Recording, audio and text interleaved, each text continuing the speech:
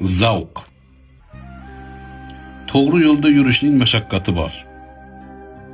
Shu bilan birga o'zgacha zavq ham bor. To'g'ri yo'lda yursang, ayrimlar seni yoqtirmaydi.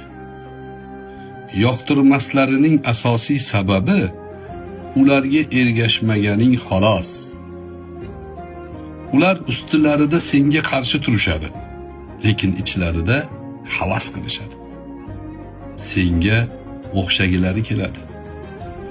Masxara qilish bahonasida sening gaplaringni gapirib, qiliqlaringni qilib olishadi. Shularga qarab zavqlanasan. Ulardan bo'lib qolmaganing uchun hamd aytasan. To'g'ri yo'lda yurishning mashaqqati bor. Shu bilan birga o'zgacha zavq ham bor. Mahbubiy.